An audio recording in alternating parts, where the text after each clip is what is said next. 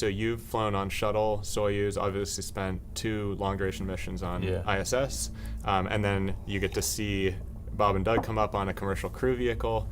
Can you just talk a little bit about the significance of that and kind of where we are in the space program? Well, what was cool for me on a personal level is I flew with Doug on my shuttle. It was both of our first missions.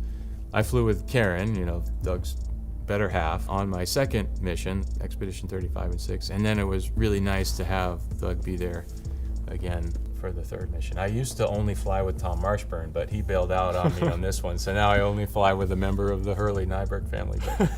But just in general, it was so awesome to be part of that part of our nation's manned spaceflight history.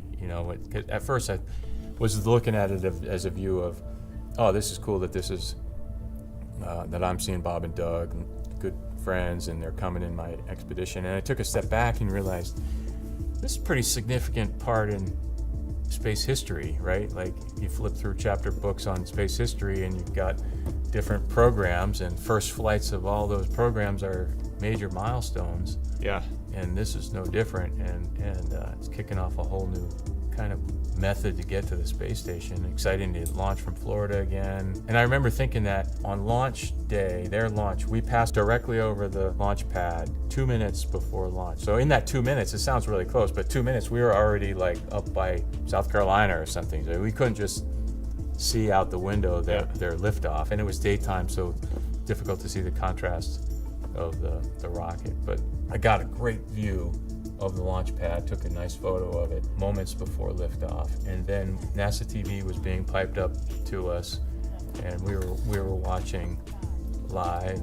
And Yvonne and I had this whole scheme of which windows we had cameras going, and we had it all. We kind of did a little rehearsal on how to manipulate all the cameras, kind of like these guys setting up the set, making right before liftoff, and then shortly after liftoff, I just focused on NASA TV and was glued to that thing. I remember being so excited. My heart, when I'm watching a rocket launch on NASA TV, my heart is racing. I'm nervous. Well, it's different when it's your friends, right? Yeah. Now that you're an astronaut, you know those people. They're your colleagues, they're your friends, you know their families. And it's entirely different than when you're just Woody at MIT and interested in space, but not personally invested in them. Right. And same thing for me. I'm on the space station, first manned rocket launch of that type, and like, go, just so excited. And then the engine's cut off and it's all good. Yeah. But yeah, same thing. I knew before I got to NASA that launch and landing are 2 really dynamic phases of flight, and they're scary. Mm-hmm. I mean, we're taking some risks in that. And I think something I didn't fully appreciate until I got here is, talking to some veterans and talking to people that really know, EVA is maybe a third one, where we're doing some risky stuff. Obviously, we're doing it as safely as we can, but I'm curious, do you think of it that way, similar to launch and landing? And are you nervous going out the door, like you might be anticipating a launch? Well, I think everyone is a little your nerves are on edge on your first one. As you do a few more, you get a little more comfortable with the whole situation. But what surprised me on this one, the first of the 4 that Bob and I did, which was the first one for me for 7 years and the last one since Luca and I went out and all that water in the helmet problem happened, it was just another morning as I was going through the morning, and we got into the deep press and the hatch was closed and we start moving air out of the crew lock, and it got to the low pressures where I knew my next actions were open the hatch, and I felt my heart race a little bit.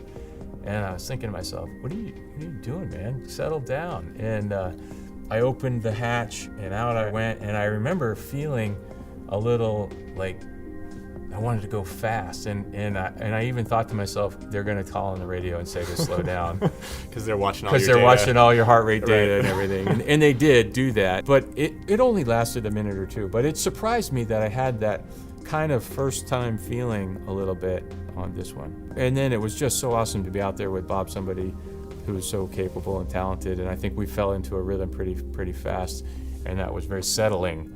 Bob and I have never done even an NBL run together. The first time we've ever done any spacewalk activity was on a real EVA, but it didn't feel like that. It just kind of clicked. your questions about the risk of it, you definitely, you get a sense for it when you're outside. And what I think most is now we're at a phase where I can only help Bob and Bob can only help me. You as Capcom can't, flight director can't. They can provide good ideas and direction, but at the end of the day, the two people out there are for each other. You're a busy man, and I don't want to take too much of your time, so it's a true honor to get to talk to you so soon after you landed. Yeah, this is awesome. Really fun to see you. I can't wait till I'm sitting there talking to you about your first space flight. That would be super cool. Thanks, Chris. Yeah, awesome.